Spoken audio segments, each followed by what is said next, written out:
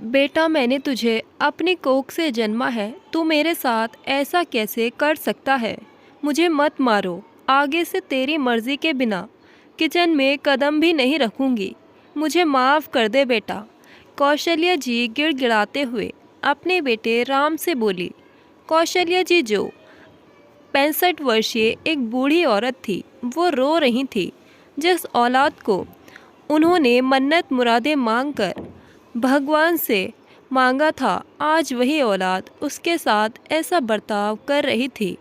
राम के चीखने चिल्लाने की आवाज़ सुन उसकी पत्नी आंचल भी वहां आ पहुंची। तभी आंचल बोली, क्या हुआ जी? अब क्या कर दिया इस बुढ़िया ने? राम बोला, ये बुढ़िया फिर से फल उठाकर खा रही थी। बुढ़िया, पैसे पेड़ पर नहीं उगते। वो जो तू फल चुरा रही थी, वो मेरी मेहनत की कमाई से आए थे। ये सुन आंचल भी गुस्से से लाल हो गई। उसने तुरंत चिमटा उठाकर अपनी सास कौशल्या जी की कमर पर जड़ दिया। कौशल्या जी दर्द से करहाने लगी। वो रोते गिड़गिड़ाते हुए बोली, बहू मुझे माफ़ कर दे, आगे से ऐसा नहीं करूँगी। चुप कर बुढ़िया, पता नहीं कब जान छूटेगी मेरी इससे। कब्र में पैर लटके हैं और खाने के पीछे पड़ी रहती है। ये बोल आंचल ने अपनी सास को धक्का दिया और वहाँ से निकल गई। राम भी मुंह टेढ़ा कर उसके पीछे पीछे चल दिया। कौशल्या जी ज़मीन पर बैठकर अपना माथा पीटने लगी और रोते हुए बोली, क्यों चले गए जी आप मुझे छोड़कर? देखो बेटे बहू ने मेरी क्या हालत कर दी है। जब आप थे तो ये थोड़ा लिहाज भी कर लेते थे, लेकिन जब से आप गए हैं तब से मेरी हालत इन्होंने धोबी के कुत्ते जैसी कर दी है, जो घर का न घाट का। कहकर वो ज़ोर ज़ोर से रोने लगी। तभी किसी ने पीछे से उनके कंधे पर हाथ रखा। किसी का स्पर्श पाकर कौशल्या जी ने पलटकर देखा तो उनकी आंखों में चमक आ गई। वो अपना सारा दुख भूल गई। दादी आप प्लीज़ मत रोइए, रवि ने कौशल्या जी की आंखों से आंसू पोंछते हुए कहा। रवि कौशल्या जी का 8 साल का पोता था, जो अपनी दादी से बहुत प्रेम करता था। वो बोला, दादी मम्मी पापा बहुत बुरे हैं, वो आपके साथ बहुत गलत करते हैं। तब कौशल्या जी बोली, नहीं बेटा, अपने माँ बाप को ऐसा नहीं कहते हैं। दादी मुझे इस घर में नहीं रहना। मम्मी पापा आपको बिल्कुल भी प्यार नहीं करते। और वो रोने लग गया। अपने बेटे रवि के रोने की आवाज़ सुनकर आंचल वहाँ आ गई। ए बुढ़िया, तूने मेरे बेटे को रुलाया, तू ऐसे नहीं मानेगी, अभी बताती हूँ तुझे, कहकर वो कौशल्या जी की तरफ बढ़ने लगी। तभी रवि सामने आते हुए बोला, मम्मी आप क्यों दादी को परेशान करती रहती हो? आप बिल्कुल भी अच्छी नहीं हो। आप दादी को रुलाती रहती हो। आप बहुत बुरी है। आंचल ने जब अपने बेटे रवि के मुंह से ये सुना तो वो गुस्से में झिड़कते हुए बोली, तेरी इतनी हिम्मत कि तू अपनी मम्मी से ज़ुबान लड़ाएगा? आप भी तो दादी से ज़ुबान लड़ाती हो, उन्हें डांटती हो। ये सुन आंचल ने रवि के गाल पर एक थप्पड़ जड़ दिया। मुझसे बदतमीज़ी करेगा? मैंने तुझे अपनी कोख से जन्म दिया है। चल अपने कमरे में। पता नहीं इस बुढ़िया ने मेरे बच्चे को क्या क्या पट्टी पढ़ा दी है। शर्म नहीं आती मेरे खिलाफ इसके कान भरते हुए?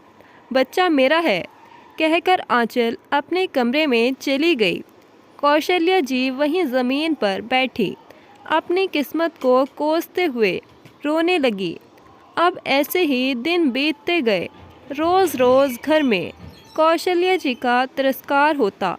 रोने के अलावा उनके पास दूसरा कोई चारा न था। एक दिन राम के ऑफिस से उसके बॉस मीटिंग के लिए उसके घर आने वाले थे। तब राम ने अपनी माँ कौशल्या देवी के आगे खाने की थाली को लगभग पटकते हुए बोला, मेरे ऑफिस से आज मेरे बॉस आने वाले हैं, तो कमरे में ही रहना, कमरे से बाहर मत निकलना। वरना मेरी बेइज्जती हो जाएगी। राम की बात सुन कौशल्या जी की आंखों पर आंसुओं का पर्दा छा गया। वो सोचने लगी कि जिस बेटे को मैंने 9 महीने कोख में पालकर इतना बड़ा कर दिया, इस लायक बना दिया कि आज उसको मुझे 4 लोगों के सामने अपनी माँ बताने में शर्म आ रही है। वो चुपचाप अपने कमरे में चली गईं। कुछ देर बाद राम के बॉस और उसके स्टाफ के कुछ लोग साथ आए। सर बैठिए ना प्लीज़। रहने दो राम। अरे सर ऐसे कैसे, आप हमारे घर पर पहली बार आए हैं, थोड़ा चाय कॉफ़ी तो लीजिए। राम की बात सुन उसके बॉस सहानी साहब मुस्कुरा दिए। तभी आंचल चाय नाश्ता लेकर आई। नाश्ते में समोसे, मिठाइयाँ वगैरह वगैरह कई तरह के पकवान थे। रवि यह सब कमरे से देख रहा था और सोच रहा था कि मम्मी पापा दादी को तो कुछ खाने को नहीं देते और अपने सर को इतना कुछ खाने को दे रहे हैं। आंचल और राम अपने बॉस के स्टाफ की खातिर तवज्जो में लगे थे। तभी सहानी साहब बोले, राम तुम्हारी माँ नहीं दिख रही है, घर पर नहीं है क्या वो? अरे सर वो माँ मंदिर गई हैं, कहती हैं वो कि उन्हें मंदिर जाकर बड़ा ही सुकून मिलता है। आंचल ने भी अपने पति राम की हाँ में हाँ मिलाई। अच्छा कहकर सहानी साहब फिर से बात करने लगे। इधर कौशल्या जी को खांसी का धक्का लगा तो देखा कि जग में पानी भी नहीं था। वो लड़खड़ाते कदमों से उठी और नीचे गिर गई। वो डर के मारे कांपने लगी थी कि गिरने की आवाज़ बाहर चली गई। पता नहीं अब क्या होगा। बाहर जब सबने सुना तो वो हैरान रह गए। ये कैसी आवाज़ थी? सहानी साहब कुर्सी से उठ खड़े हुए। राम ने बोला, सर कुछ नहीं है। पर सहानी साहब ने राम की बातों को नज़रअंदाज करते हुए जाकर दरवाज़ा खोल दिया। देखा तो कौशल्या जी ज़मीन पर बेसुध सी पड़ी थी। सहानी साहब ने आगे बढ़कर आश्चर्यपूर्वक उन्हें उठाया और एक गिलास पानी लाकर पिलाया। उन्हें बाहर लाकर सोफे पर बैठा दिया और बोले, माँ जी आप ठीक तो है ना? उन्होंने कहा, हाँ बेटा मैं ठीक हूँ। सहानी साहब ने गुस्से में राम की तरफ देखते हुए पूछा, तुम तो कह रहे थे कि तुम्हारी माँ मंदिर गई हैं, तो ये कौन है? तुमने मुझसे झूठ कैसे बोला? तुम अपनी माँ के साथ ऐसा व्यवहार करते हो, ये सलूक करते हो तुम उनके साथ? तुम तो सिर्फ नाम से ही राम हो, तुम्हारा नाम तो रावण होना चाहिए था। वो इंसान जो अपनी माँ का नहीं हो सकता है, वो मेरा क्या हो सकता है? मैं तुम्हें अभी पद से निष्कासित करता हूँ। सर प्लीज़ ऐसा मत करिए। राम सहानी साहब के आगे हाथ जोड़ने लगा। सहानी साहब ने उसकी एक ना सुनी और वहाँ से अपने स्टाफ को लेकर चले गए। अब तो राम गुस्से में उबल उठा। तेरी इतनी हिम्मत बुढ़िया, तेरी वजह से मेरी जॉब चली गई। तू मनहूस है मनहूस। मुझे माफ़ कर दे बेटा, मैंने जानबूझकर नहीं खासा था। इतने में आंचल अपनी सास की एक पोटली उठाकर लाई और उनका हाथ पकड़कर धक्का देकर घर से बाहर कर दिया। वो दरवाजे पर घंटों तक रोती गिड़गिड़ाती रही कि बेटा मैं इस उम्र में कहाँ जाऊंगी। रवि ये सब देख रहा था। आंचल बोली, बुढ़िया तू कहीं भी मर जाकर, मगर इस घर में कदम मत रखना। कौशल्या जी उठी और बेसुध से रोड पर चलने लगी। उन्होंने एक घर का दरवाज़ा खटखटाया। तभी एक लड़की आई। बेटी बेटी मुझे काम मिलेगा क्या? झाड़ू पोछा बर्तन? नहीं माँ जी, हमारे घर में ज़रूरत नहीं है, आप कहीं और चली जाइए, कहकर उस युवती ने दरवाज़ा बंद कर दिया। कौशल्या जी की आंखें भर आईं।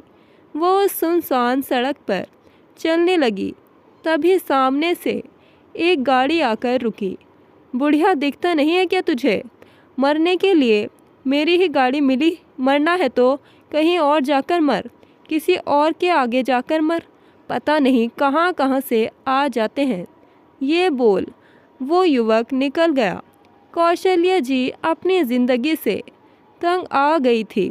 मुझे और नहीं जीना कहकर वो पास वाली खाई के पास गिरने ही वाली थी कि तभी पीछे से किसी ने आकर उनका हाथ पकड़ लिया। देखा तो उन्होंने वापस खुद को सड़क पर पाया। एक नौजवान लगभग 25 वर्षीय लड़का खड़ा था। माँ जी, आप ये क्या कर रही हैं? वो रोंधे गले से बोली। जब मेरे बेटे बहू ने मेरा साथ छोड़ दिया तो मैं भी जीकर क्या करूँगी, कहकर वो रोने लगी। माँ जी प्लीज़ रोइए मत, आइए आप मेरे साथ, कहकर वह युवक उन्हें अपने साथ लेकर चला गया। घर पहुंचकर कौशल्या जी बोली, बेटा तू मुझे घर का काम करने के लिए लाया है क्या? नहीं माँ जी, मेरी माँ नहीं है, मैं अभी घर पर अकेला रहता हूँ।